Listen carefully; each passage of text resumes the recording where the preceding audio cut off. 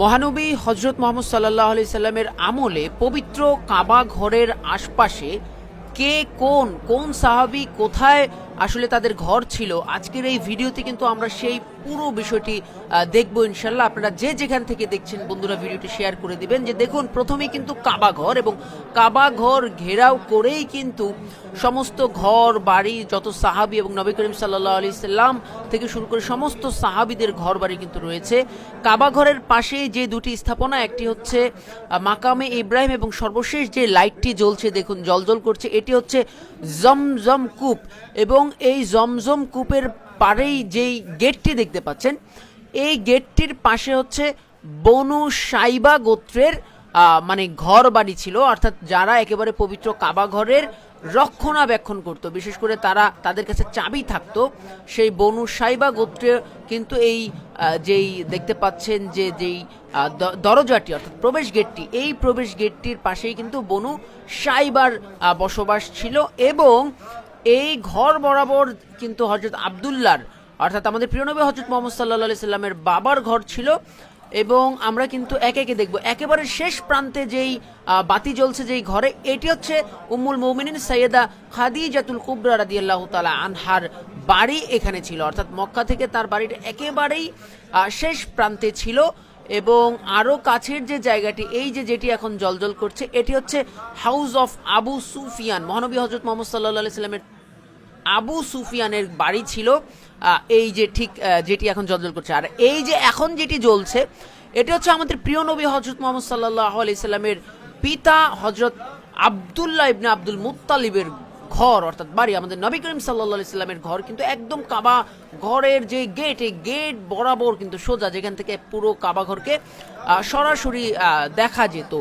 তারপরে যদি আমরা দেখতে চাই যে দেখুন, এরপরে যেই লাইটটি জ্বলবে এবং সেই লাইটের বাড়িটির কথা হচ্ছে, এটি হচ্ছে দারুল নদওয়া। দারুল নদওয়া আমরা জানি পবিত্র কাবা ঘর পরিচালনা করার জন্য যেই সংগঠন বা যেই জায়গা যেখান থেকে পরিচালিত হতো, সেটি হচ্ছে কিন্তু দারুল নদওয়া। এবং সেই দারুল নদওয়ার আশপাশে কিন্তু প্রতিটা ঘর এবং প্রতিটা স্থাপনা কিন্তু সাহাবায়ে কেরামের ছিল। এবং এই যে যেই দুটি জায়গায় দুটি ঘরে একত্রে লাইট জ্বলছে, এটি হচ্ছে আবু জর, সাহাবী আবু জর রাদিয়াল্লাহু তাআলার বাড়ি বা হচ্ছে গিয়ে তার পাঠশালা বলা যেতে পারে বা বলা হচ্ছে। এবং এখন যেটিতে লাইট জ্বলছে, এটি হচ্ছে হযরত আব্বাস রাদিয়াল্লাহু তাআলা। আমরা জানি মহানবী সাল্লাল্লাহু আলাইহি সাল্লামের চাচা হযরত আব্বাস রাদিয়াল্লাহু তাআলা, তার ঘরটি ছিল ওখানে। বন্ধুরা, আপনারা যে যেখান থেকে দেখছেন, গুরুত্বপূর্ণ একটি ভিডিও, শিক্ষণীয় ভিডিও, অবশ্যই কিন্তু বন্ধুদের মাঝে শেয়ার করে দেবেন। এবং আপনারা কে কোথা থেকে দেখছেন, দেখুন এই যে টিপ টিপ করে লাইট জ্বলছিল,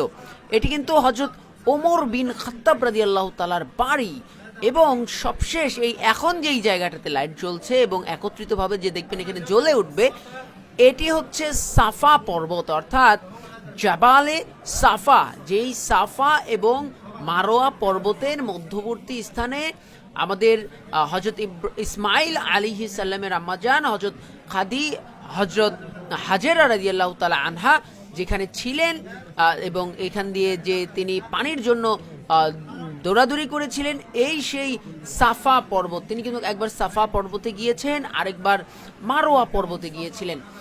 তো বন্ধুরা দেখুন, পবিত্র কাবা ঘরের আশপাশে সে যুগে, কোন যুগে, যে যুগে মহানবী সাল্লাল্লাহু আলাইহি সাল্লাম ছিলেন পৃথিবীতে, সে যুগে কার বাড়ি কোন অবস্থানে ছিল এবং কে কোন সাহাবী কোথায় থাকতেন, পুরো বিষয়টা কিন্তু একটা ম্যাপের মাধ্যমে, মানচিত্রের মাধ্যমে একেবারে সুন্দরভাবে কিন্তু তুলে ধরা হয়েছে। এবং এটি কায়রোর একটি ইসলামিক যেই ফেয়ার হয়েছিল, মেলা হয়েছিল, সেই মেলাতে কিন্তু দর্শকদের জন্য অত্যন্ত সুন্দরভাবে কিন্তু এই দৃশ্যটি তুলে ধরা হয়েছিল। একেবারে ইসলামকে সচিত্রভাবে কিন্তু তুলে ধরার একটি প্রয়াস দেখানো হয়েছিল। বন্ধুরা, আপনারা যে যেখান থেকে দেখছেন এই ভিডিওটি অবশ্যই কমেন্ট করে জানাবেন, এবং আপনাদের কেমন লাগছে অবশ্যই কিন্তু কমেন্ট করে জানাবেন, এবং বন্ধুদের মাঝে ভিডিওটি শেয়ার করে দেবেন। এই প্রত্যাশা আজকের মতো এখানেই বিদায় নিচ্ছি। আল্লাহ হাফেজ।